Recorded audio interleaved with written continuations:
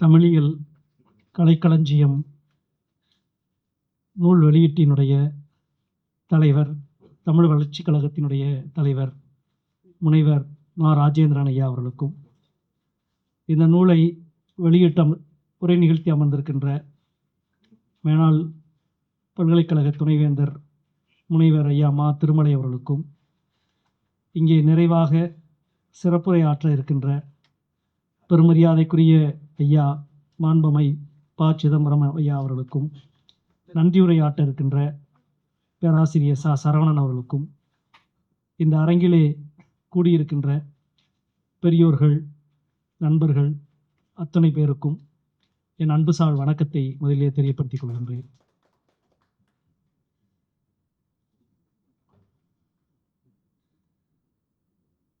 தமிழியல் கலைக்களஞ்சியம் இந்த 2 பாகங்களை கொண்ட இந்த நூலினுடைய வெளியீட்டு நிகழ்விலே பங்கெடுப்பது உண்மையிலே ஒரு பெரும் மகிழ்ச்சியை கொடுக்கிற ஒரு நிகழ்வு. ஒரு வாரத்துக்கு முன்பு ஐயா ராஜேந்திரன் அவர்கள் தொலைபேசியிலே அழைத்து இந்த நிகழ்ச்சியில் பங்கெடுக்க வேண்டும் என்று கேட்டார். பொதுவாக தேர்தல் முடிந்தவுடன் அந்த மனநிலையிலிருந்து, அந்த வெப்பத்திலிருந்து, அந்த கசப்பிலிருந்து, அந்த அயற்சியிலிருந்து வேறொரு பக்கம் உடனடியாக தவ வேண்டும் என்று மனம் எப்பொழுதும் தயாராக இருக்கும். எல்லா தேர்தல் நேரத்திலும் தேர்தல் முடிஞ்ச அடுத்த நாள் வேறொரு நிலப்பரப்புக்கு போயே ஆகணும், இல்லைன்னா கருகிடுவோம். இப்படி ஒரு விஷயம் வெளியீட்டு நிகழ்ச்சி என்ற உடனே புத்தகத்தை அனுப்பினார். 2000 பக்கம். உண்மையிலே அந்த மனநிலையிலிருந்து இன்னொரு உலகத்துக்கு வருவதற்கு இதைவிட ஒரு சிறந்த வாய்ப்பு எதுவும் இருக்காது. உடனே வருகிறேன் என்று உடனே ஒத்துக்கொண்டேன். அப்புறம் புத்தகத்தை திறந்து பார்த்தா ஒரு வால்யூம் மட்டும்தான் அனுப்பிச்சிருந்தாரு. திருப்பி கூப்பிட்டு, என்ன ஒரு தொகுதி மட்டும்தான் அனுப்பிச்சிருக்கீங்க, 2வது தொகுதி அனுப்புங்க என்று 2 தொகுதியும் வர வைத்து, அநேகமாக ஏறக்குறைய அட்டை டு அட்டை முழுமையாக பார்த்திருக்கிறேன். ஐயா அவர்கள் குறிப்பிட்டதை போல ஒரு தேர்தல் முடிந்த உடன் நடக்கிற ஒரு கூட்டம், நிறைய பேச்சு சத்தமெல்லாம் கேட்டு அயற்சியாக இருப்பீர்கள் என்று சொன்னார். உண்மையில் சொல்ல போனால் பெருசாக யாருமே இந்த தேர்தலில் பேசலை. நீங்கள் ஏதாவது கேட்டுப்பீங்களா அது எனக்கு தெரியலை. அப்படியெல்லாம் அறிவார்ந்த விவாதம், கொள்கை சார்ந்த விவாதமெல்லாம் ரொம்ப ரொம்ப குறைவு. அநேகமாக மதுரையில் அப்படி ஒரு அறிவார்ந்த அரசியல் விவாதம் தேர்தல் மேடையாக பயன்படுத்திய யார் அப்படின்னு பார்த்தா, நான் அன்றைக்கி நாடாளுமன்றத்தில் இருந்தேன். அன்றைக்கு பெருமரியாதைக்குரிய ஐயா ப. சிதம்பரம் அவர்கள் மதுரையின் பிரச்சாரத்துக்கு வந்திருந்தார். அவர் பேசிய பொழுது கேட்டேன். தொகுதி மறுவரை பற்றி மிக மிக சிறப்பான ஒரு உரையை மதுரை தேர்தல் மேடையிலே அவர் ஆற்றினார். அது உண்மையிலே வெறும் மகிழ்ச்சியான ஒன்று.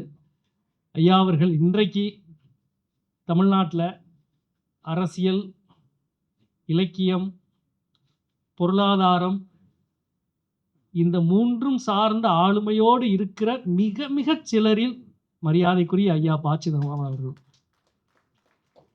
3ம் சேர்ந்தாலே ஒரு வசீகரம் இருக்கும். அதோடு கூடுதல் வசீகரத்தோடு அவர் இருப்பது இன்னும் மகிழ்ச்சியாக இருக்கிற செய்தி.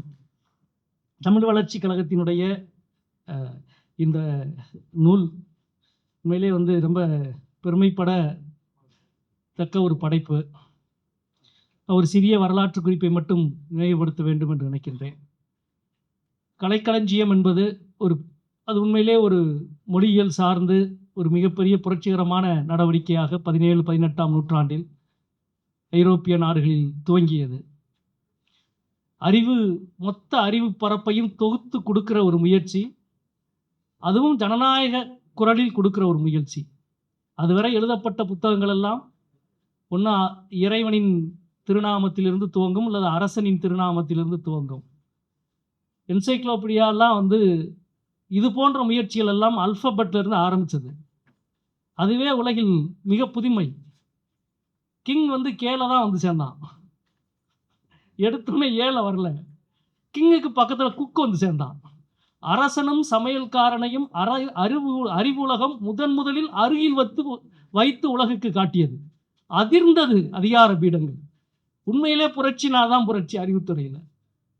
அந்த தாக்கங்களால் தமிழ்நாட்டில் ஏற்பட்ட புதிய விஷயங்கள், மாற்றங்கள் எல்லாம் நிறைய. நான் அந்த வரலாற்றுக்குள் போகவில்லை. ஆனால் 1900 துவக்கங்களில் இயல்பான அறிவு ஆளுமைகளும் இங்கே அந்த அறிவாளுமைகளை ஆதரித்தவர்களும் புதிய முயற்சிகளில் ஈடுபட்டார்கள். அப்படி ஏற்பட்ட புதிய முயற்சி யாழ்ப்பாணத்திலே இருந்து வந்த அபிதான கோஷம் என்ற நூல். அதைத் தொடர்ந்து 1908ஆம் ஆண்டு வெளிவந்த சிங்காரவேலு முதலியார் அவர்கள் எழுதின அபிதான சிந்தாமணி. ஒரு 100 ஆண்டு காலம் தன் வசீகரத்தை இழந்து விடாமல் இருக்கிற நூல் அபிதான சிந்தாமணி. உங்கள் அனைவருக்கும் தெரியும். 38 சிறைச்சாலையிலே இருந்த பொழுது பேரறிஞர்கள்லாம் அந்த புத்தகத்தை பற்றி எழுதியது. இங்கே ஐயா சொன்னாரே, தோப்போமி அவர்கள் அறிவு பரப்பில் என்னை அதை போன்று இழுத்த ஒரு புத்தகம் வேறு எதுவும் இல்லை என்று எழுதியிருக்கிறார். 50 ஆண்டுகள் நினைக்கிறேன் அந்த புத்தகம் மறுபதிப்பே வரல. 1980களில் ஏஷியன் ஸ்டடி சர்வீஸ் அந்த புத்தகத்தை மறுபதிப்பு கொண்டு வந்த பொழுது, நாங்கள் எல்லாம் மாணவர் பருவத்திலே இருந்து உள்ளே வந்த பொழுது ஒரு 30 வருடம் எல்லாம் கட்டி போட்ட ஒரு புத்தகம் அந்த புத்தகம். இன்னைக்கு ரீல்ஸ் பார்க்குற மாதிரி, ஒரு ரீல்ஸ் பார்த்துட்டு அப்படியே அடுத்து கை போயிட்டே இருக்கிற மாதிரி தான் அபிதான சிந்தாமணி. எந்த பக்கத்தை திருப்பினாலும் அந்த பக்கத்தை நீங்கள் படிச்சே ஆவீங்க. எந்த பக்கத்தில் எந்த நேரத்தில் திருப்பினாலும். அப்படிப்பட்ட ஒரு மிகச்சிறப்பான அறிவு பெட்டகம் சிங்காரவேலு முதலியார் அவர்கள் எழுதிய அபிதான சிந்தாமணி. இந்த அபிதான கோஷத்துக்கும் அதற்கும் இருக்கிற வித்தியாசம், அது வெறும் புராண கதைகளை மட்டுமே கொண்டது. இது புராண கதைகளையும் இலக்கியங்களையும் சேர்த்து கொண்டது. இதை ஆதரித்தது மதுரையைச் சார்ந்த 4ஆம் தமிழ் சங்கத்தை உருவாக்கிய மரியாதைக்குரிய பாண்டித்துரையார் அவர்கள். அவர்தான் முதல் புத்தகத்தை 100 பிரதியை விலைக்கு வாங்கி ஆதரித்தார். சிங்காரவேலு முதலியாருடைய அபிதான சிந்தாமணியை சென்னைக்கே போய் அவருடைய எழுத்துப்படியை வாங்கி மதுரையிலே வைத்து அதை மீண்டும் படியெடுத்து மீண்டும் அச்சுக்கு அனுப்பி முழு செலவையும் கொடுத்தார். அபிதான சிந்தாமணி நூலின் முன்னுரை ஒரு கிளாசிக்கல் முன்னுரை. ஒரு வரலாற்று எவ்வளவு பெரிய ஒரு உழைப்பை செலுத்திய ஒரு ஆளுமை சரியான ஒருவர் பங்களிப்பின் மூலமாக அது கொண்டு சேர்த்தது அப்படின்றது. இதற்கு பிறகு இது அறிவு இயக்கத்திலே நடந்து கொண்டிருந்தால், அரசியல் இயக்கத்தில் இன்னொன்று நடந்து கொண்டிருந்தது. அரசியல் இயக்கம் ஒரு எழுச்சி பெற்ற பொழுது இந்தியா முழுக்க இந்தியர்கள் அறிவை தங்களது தாய்மொழியில் கற்றுக்கொள்ள வேண்டும், பெற வேண்டும் என்ற ஒரு கொள்கை மேலெழுந்து வந்த பொழுது 1920களில் துவங்கியது. அப்படி துவங்கியதில் 2 பேர் மிக முக்கியமான ஆளுமைகள் என்று நான் நினைக்கின்றேன். ஒருவர் மரியாதைக்குரிய அரியநாயகம் அவர்கள், யாழ்ப்பாணத்தை சார்ந்தவர். அவர்தான் சாந்தி நிகேதனில் இருந்து அண்ணல் காந்தியாரோடு ஏற்பட்ட நட்பால் அவர்தான் அந்த காந்தியாருக்கான கல்வி திட்டத்தை உருவாக்கி கொடுக்கிறார். வாழ்க்கா கல்வி திட்டம் என்பது அரியநாயகம் அவர்கள் உருவாக்கியது. காந்தியாரை சுற்றி மிக நெருக்கமாக இருந்த தமிழர்கள் மிக முக்கியமானவர்கள். உங்களுக்கு தெரியும், காந்தியாருடைய கல்விக் கொள்கையை வடிவமைத்தது, அதை எழுதியது அரியநாயகம் அவர்கள். இன்னொருவர் காந்தியாருடைய பொருளாதார கொள்கை என்று சொல்லப்படுகிற அந்த கோட்பாட்டை உருவாக்கி கொடுத்தது ஜேசி குமரப்பா அவர்கள். இது 2 பேர். அதெல்லாம் நம்முடைய பெருமை. அடிப்படை கல்வி, அறிவினுடைய அடிப்படை கல்வியை அரியநாயகம் கொடுத்த பொழுது அறிவினுடைய உச்சம் என்று சொல்லப்படுவது கலைக்களஞ்சியம். அறிவுலக தாய்மொழியில் அறிவு பெற வேண்டும் என்றால் அறிவினுடைய அடிப்படை ஆதார கல்வி, இன்னொன்று அறிவினுடைய உச்சம் என்று சொல்லப்படுகிற கலைக்களஞ்சியம். இந்த கலைக்களஞ்சியத்தை உருவாக்க வேண்டும் என்று மரியாதைக்குரிய அவினாசிலிங்கம் அவர்களுடைய முயற்சி. சுதந்திரத்துக்கு முதல் நாள் 47 ஆகஸ்ட் 14ஆம் தேதி அதற்கு அறிக்கை வெளியிட்டது. அதற்கு பிறகு 1953 இருந்து 68 வரை 10 தொகுதிகளை கலைக்களஞ்சியத்தை வெளியிட்டார்கள். இந்திய மொழிகளில் வெளியிடப்பட்ட முதல் கலைக்களஞ்சியம் தமிழ் கலைக்களஞ்சியம் என்பது வரலாற்றின் மிக முக்கியமான பெருமை. அதைவிட மிக முக்கியமான பெருமை இன்னொன்று இருக்கிறது. ஒரு கலைக்களஞ்சியத்தை எப்படி உருவாக்குவது என்பதிலே மிக முக்கியமாக அதைவிட குறிப்பாக சொல்ல வேண்டும் என்றால், இந்திய மொழியில் கலைக்களஞ்சியங்கள் இதனை தொடர்ந்து உருவாக ஆரம்பித்த பொழுது சமஸ்கிருத வேர்ச்சொல்லையும் ஆங்கில சொற்களையும் பயன்படுத்தித்தான் எல்லா கலைக்களஞ்சியங்களும் உருவானது. ஆனால் சமஸ்கிருத வேர்ச்சொல் அல்லாமல் தமிழ் வேர்ச்சொற்களின் வழியாகவே கலைக்களஞ்சியத்தை உருவாக்க வேண்டும் என்று முடிவு செய்து அப்படி உருவான ஒரே இந்திய கலைக்களஞ்சியம் தமிழ் வளர்ச்சி கழகம் உருவாக்கிய தமிழ் கலைக்களஞ்சியம் என்பது நம்முடைய மிக முக்கியமான பெருமை. இங்கே வந்து எல்லாம் சொன்னாங்க. நம்முடைய அவினாசி லிங்கம் ஐயா அவர்களுடைய அந்த பார்வை, அதற்கு ஒத்துழைத்த எல்லாருடைய பங்களிப்பு, குறிப்பாக அதனுடைய சிறப்பாசிரியராக இருந்த பெரியசாமி தூரன் அவர்கள், அதில் புலமையில் தலைமை பங்களிப்பு செலுத்திய தோப்பாமி அவர்கள், பல ஆளுமைகள் 2500 ஆளுமைகள் சேர்ந்து உருவாக்கிய மகத்தான அறிவு பெட்டகம் வந்து தமிழ் கலைக்களஞ்சியம். தமிழ்நாட்டில் தமிழ் வளர்ச்சிக் கழகம் வெளியிட்ட கலைக்களஞ்சியம். உண்மையிலேயே ரொம்ப ஆச்சரியமா இருக்கு. அதை பற்றி ஒரு சிறு புத்தகம் நம்முடைய மரியாதைக்குரிய ஆயிரா வெங்கடாச்சலபதி எழுதியிருக்கார். கலைக்களஞ்சியத்தின் கதை என்ற ஒரு புத்தகம். ஒரு 15 ஆண்டுகள் 18 ஆண்டுகள் எவ்வளவு பெரிய உழைப்பை நல்கியிருக்கிறார்கள், எவ்வளவு புதிய சொற்களை உருவாக்கியிருக்கிறார்கள். ஏறக்குறைய 25,000 சொற்கள் உருவாக்கப்பட்டிருக்கிறது இந்த கலைக்களஞ்சியத்திற்காக மட்டும். பர்சனாலிட்டி என்ற வார்த்தைக்கு அவர்கள்தான் ஆளுமை என்ற சொல்லை உருவாக்கியிருக்கிறார்கள். கலைக்களஞ்சியமே அவங்க தான். சொல்லிக்கிட்டே போகலாம். ஒரு நாளைக்கு வந்து தினசரி அதிகபட்சம் 25-30 சொற்கள் வரை மாலை நேரத்தில் சந்தித்து ஒரு பிஸ்கட்டையும் டீயையும் மட்டுமே சாப்பிட்டு தினசரி இப்படி ஒரு 30 சொற்களை உருவாக்கி மிகப்பெரிய ஒரு பேருழைப்பு. நம்ம ஒரு வார்த்தை வந்து பொதுவாக கேள்விப்படுவோம், வந்து உயிரை கொடுத்து உழைக்கிறான் அப்படின்னு. அந்த வார்த்தைக்கு ஒரு சரியான வடிவம் பெரியசாமி தூரன் என்று நான் நினைக்கிறேன். தமிழ் மொழிக்கு உயிரை கொடுத்து உழைத்தவர். 30 ஆண்டுகள். 30 அரசியலில் எவ்வளவோ மாற்றம் நடந்துச்சு. இந்த கலைக்களஞ்சியத்தை உருவாக்க வேண்டும் என்ற அவினாசி லிங்கம் ஐயா அவர்களுடைய கனவு வெளியிடப்பட்டதும், கலைக்களஞ்சியத்தினுடைய கடைசி தொகுப்பு வெளியிடப்பட்ட பொழுது இருந்த அரசியல் சூழலும் நேர் எதிர். அது காங்கிரசினுடைய பெரும் எழுச்சியும் காங்கிரசினுடைய அதிகாரத்தில் இந்த வீழ்ச்சியிலும் வந்து முடியுது. இந்த பயணத்துக்குள் நடுவில் இருந்த ஆளுமைகளினுடைய நிலை என்னன்னு பாருங்க. அரசியல் மாறும், அதிகாரங்கள் மாறும், ஆனால் ஒரு மொழி சார்ந்த வேட்கையோடு பயணிக்கிற ஆளுமைகள் எவ்வளவு நெருக்கடிகளுக்கு உள்ளாகி இருப்பார்கள். அந்த நெருக்கடியெல்லாம் தாக்கு பிடித்து அவர் பயணப்பட்டார். ஒரு பக்கம் திராவிட இயக்கத்திலிருந்து பயங்கரமாக அடி விழுகுது. நீ கலைக்களஞ்சியத்தை இப்படிலாம் எழுதிக்கிட்டு இருக்கக்கூடாது, கடவுளை பற்றி சேர்க்கக்கூடாது, புராணங்களை சேர்க்கக்கூடாது, கடவுள் பற்றி படம் போடக்கூடாது, புராணத்தை எழுதினா அதில் வந்து இது கற்பனைன்னு எழுதணும், பல குரல் வந்துகிட்டே இருக்கு, வரும் இவ்வளவு. ஏன்னா இது வந்து ஒரு இயக்கத்திற்கு ஒரு குறிப்பிட்ட அமைப்புக்கான விஷயம் அல்ல, இது ஒட்டுமொத்த தமிழ் சமூகத்தினுடைய அறிவு பெட்டகம். அப்போ எல்லாரும் தனக்கான பங்கை கோருவார்கள், எல்லாரும் தன்னுடைய கற்பனையின் வழி இது செலுத்தப்பட வேண்டும் என்று ஆசைப்படுவார்கள். அப்படி ஆசைப்படுற இவ்வளவு பெரிய ஒரு நீண்ட அரசியல் காலத்தில் இது வந்து எவ்வளவு சிறப்பாக கொண்டு செலுத்தப்பட்டிருக்கிறது என்பதுதான் வந்து மிக மிக முக்கியமானது என்று நினைக்கின்றேன். அதிலும் குறிப்பாக வந்து எங்கள் ஐயா திருமலை அவர்கள் தோப்பாமி அவர்களை பற்றி குறிப்பிட்டார். இந்த மொத்த கலைக்களஞ்சியத்தில் அகர முதல முழுமையாக தமிழினுடைய உயிரெழுத்தை பற்றி முழுமையாக அந்த கட்டுரையில் முழுக்க எழுதியவர் தோப்பாமி அவர்கள். ஆனா குறில் நெடில் எல்லாம் வரிசையா அதை மட்டுமே தொகுத்து ஒரு புத்தகம் போடலாம். ஒரு அறிவின் மேதமையை விளக்குகிற பகுதி அதெல்லாம். ஒவ்வொரு எழுத்தும் தமிழில் எப்படி உருவானது, அதனுடைய ஒளியை எழுதி பார்க்கறதுக்குல அப்படின்னா தெரியும். என்ற ஒளி எப்படி நாக்கினுடைய மேல் அன்னத்தில் பட்டு ஓசையை அல்லது வந்து குரலை வளைத்து அந்த ஒளியை எப்படி உருவாக்குகிறது என்ற அந்த சித்திரத்தை வரைந்து அதுக்கான வரி வடிவம் எப்பொழுது ஆரம்பித்தது என்பது துவங்கி, அந்த வரி வடிவம் அசோகன் கல்வெட்டிலே எப்படி இருந்தது, அதுக்கு அடுத்து அரிட்டாப்பட்டி கல்வெட்டிலே எப்படி இருக்கிறது என்று வரிசையாக பல்லவர் காலத்தில், நாயக்கர் காலத்தில், விஜயநகர நாயக்கர் காலத்தில், கடைசியாக 18ஆம் நூற்றாண்டு வரை இந்த வரி வடிவங்கள் எப்படி மாறி வந்தது என்ற முழு வரலாறும், ஒளியின் வடிவமைப்பும் வரலாற்றின் வரிவடிவ வடிவமைப்பையும் எழுதி மொத்தம் உயிரெழுத்து முழுமைக்கும் மெய்யெழுத்து முழுமைக்கும் எழுதியிருக்கிறார். அதாவது மாஸ்டர் பீஸ் என்று சொல்லப்படுவது தோப்பாமியுடைய இந்த அதை மட்டும் படித்தா போதும். அதை மட்டும் படித்தால், அதாவது நீங்கள் வந்து ஒரு மொழி சார்ந்த ஒரு 1000 புத்தகம் படித்ததுக்கு சமம் அந்த ஒரு பகுதியை படிப்பது. அது ஒன்றும் எளிய தமிழ் மொழி போன்ற ஒரு மிக வளமான பழமையான மொழிக்கு மொழியினுடைய ஆணிவேரை பிடிக்கிறது இருக்குல்ல, அது சாதாரணம் இல்லை. இப்போ இந்த 2000 பக்கத்தை படிக்கிறது எளிது. இந்த 2000 பக்கம் புத்தகம் என்ன செஞ்சிருக்குன்னு 20 நிமிஷத்தில் பேசுறது இருக்குல்ல, அது வந்து எவ்வளோ கடினம் தெரியும். தமிழ் மொழியினுடைய எழுத்து வரி வடிவத்தை ஏன் உருவாக்குறாங்க, ஏன் இப்படி இருக்குது, இப்போ நிறைய இன்னும் விடை தெரியாத கேள்வி இருக்குது. உயிரெழுத்து 12 மெய்யெழுத்து 18. என்னுடைய வேள்பாரியில் வந்து கபிலர்கிட்ட வந்து பாரியின் மகள் ஆதினி கேட்பா.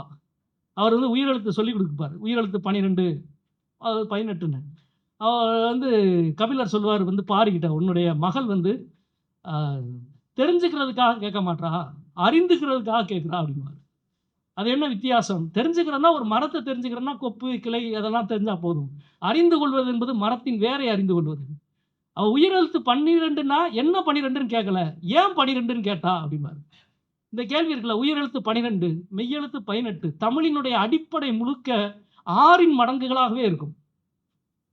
மாதங்கள் 12, காலம் 6, சிறுபொழுது, பெரும்பொழுது எல்லாமே 6ன் மடங்காக இருக்கு. நீங்க எப்படி வந்து கம்ப்யூட்டர்ல வந்து இது எல்லாமே 8ன் மடங்காக இருக்கோ, அதேபோல தமிழினுடைய சில அடிப்படையான விஷயங்கள் அனைத்தும் 6ன் மடங்குகளாக இருக்கும். இந்த கேள்விகள்லாம் முக்கியமானது. இந்த கேள்வியில வரி வடிவம் எழுதப்பட்டு இந்த 3000 வருட பயணத்துல எத்தனை முறை எப்படியெல்லாம் மாறி இருக்குன்னு இதெல்லாம் பட்டியல் போட்டு இன்னைக்கு இருக்கிற காலம் வேற. 1950கள்ல 60கள்ல இத பூரா பட்டியல் போட்டு எழுதியிருக்கிறாரு.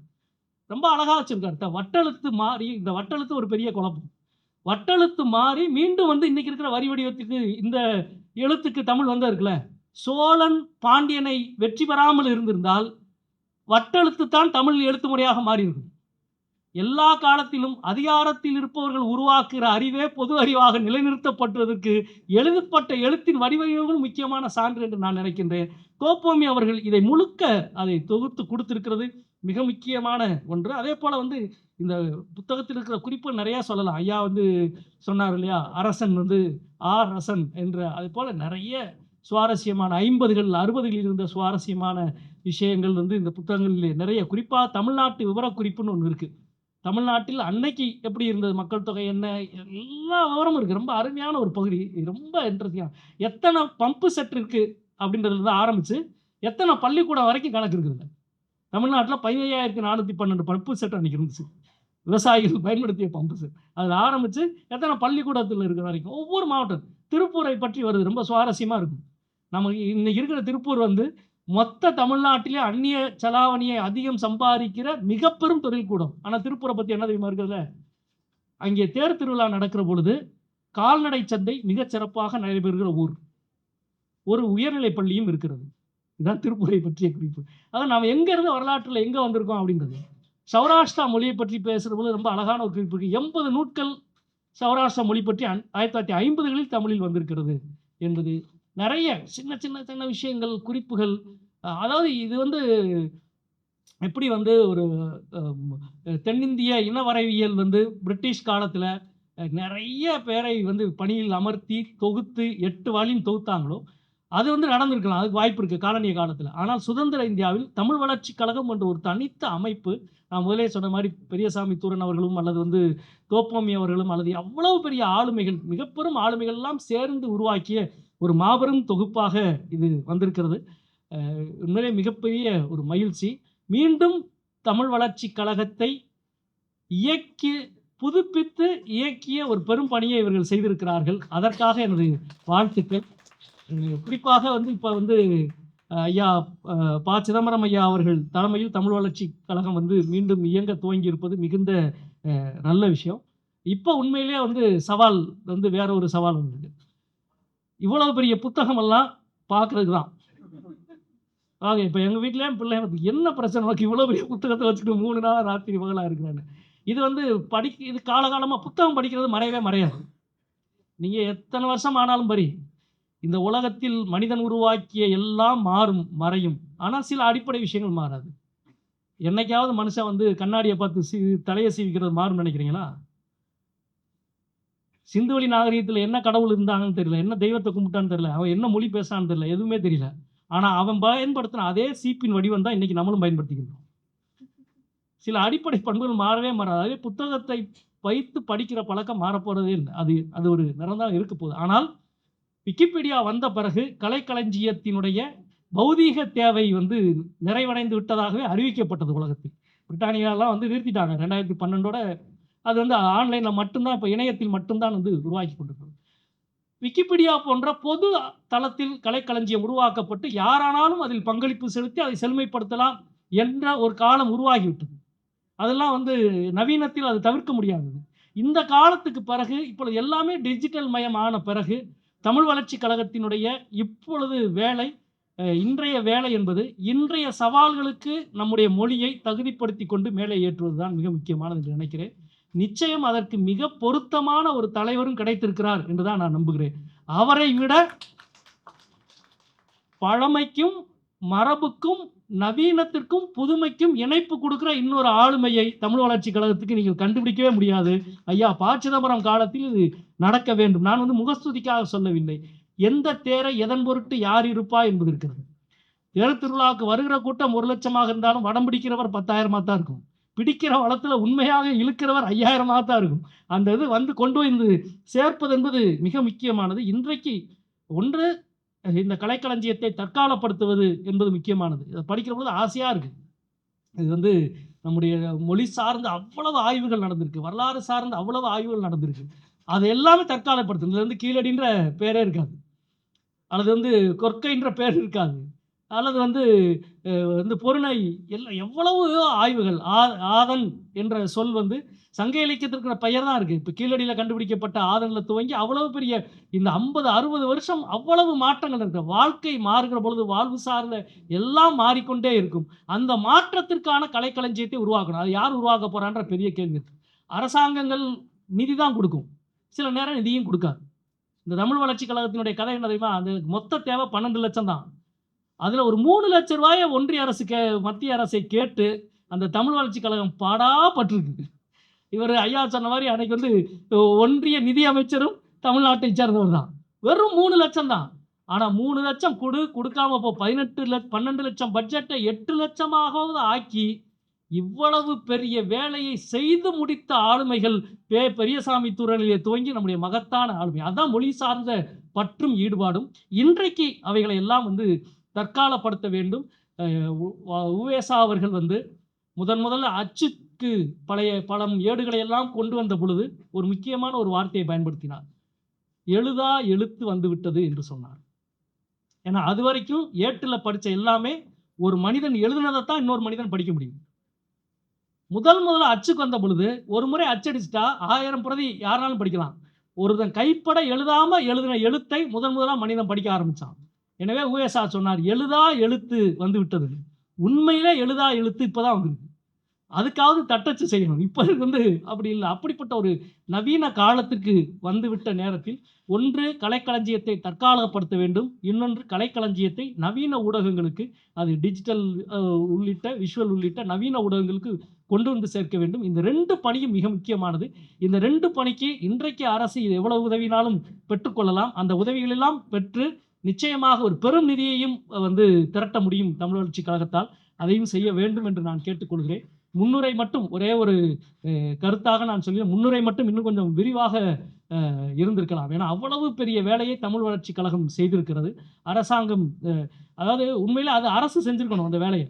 ஏன் எனக்கு முதல்ல குழப்பமாக இருந்தது, எதுக்கு இதை தமிழக அரசு செய்யலைன்னா, உண்மையிலே அன்னைக்கு இருந்த கேள்வி வேறு. அன்னைக்கு ஒன்றாக இருந்த மெட்ராஸ் பிரசிடென்சி, சென்னை மாநிலத்தில் மாகாணத்தில் ஆந்திரா, கர்நாடகத்தின் ஒரு பகுதி, கேரளத்தின் ஒரு பகுதி, தமிழகத்தின் ஒரு பகுதி எல்லாம் இருக்கிற பொழுது தமிழ்நாடு அரசு தமிழ் களஞ்சியத்தை மட்டும் கொண்டு வந்தால் மற்ற பகுதி மக்கள் அதை எப்படி ஏற்றுக்கொள்வார்கள் என்ற கேள்வினால அரசின் மூலமாக செய்யாமல் ஒரு தனி அமைப்பின் மூலமாக செய்திருக்கிறார்கள்.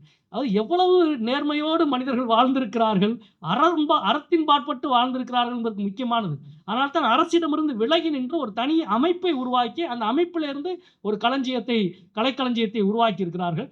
இன்றைய இந்த சவால்களுக்கு முகம் கொடுப்பதைப் போல தமிழ் வளர்ச்சி கழகத்தை தற்காலப்படுத்துவதும் நவீனப்படுத்துவதும் மிக முக்கியமானது. அந்த பணியில் இந்த திட்டம் அல்லது இந்த முயற்சி என்பது மிக மிக முக்கியமானது. இந்த 10 தொகுப்புல இருந்து தமிழியல் சார்ந்த விஷயத்தை மட்டும் தொகுத்து தனியாக எடுத்தது உண்மையிலே இப்படி ஒரு சிந்தனை யாருக்கு வந்திருந்தா எனக்கு தெரியவில்லை. யாருக்கு வந்திருந்தாலும் அவர்களுக்கு என்னுடைய அன்பான வணக்கத்தையும் நன்றியையும் தெரிவித்துக் கொள்கிறேன். ஏன்னா அந்த 10 தொகுதியில போய் நம்ம தேட முடியாது. இப்போ நான் தோப்போமி அவர்கள் இவ்வளவு உயிரெழுத்துக்கள் மெய்யெழுத்துக்களை பற்றி இவ்வளவு எழுதியிருக்கிறார் என்று நான் அந்த 10 தொகுதியை பல தடவை பார்த்துருக்கேன். அது முழுக்க நான் பார்க்கிறேன். இதில் பார்க்குற பொழுது அதை பற்றிய பார்வை கிடைக்கிது. இது நமக்கு முதலே தெரியாமல் போச்சு, இவ்வளோ நாள் படிக்க இதை விட்டுட்டோமே என்ற ஒரு தாகம் தான் இருந்தது.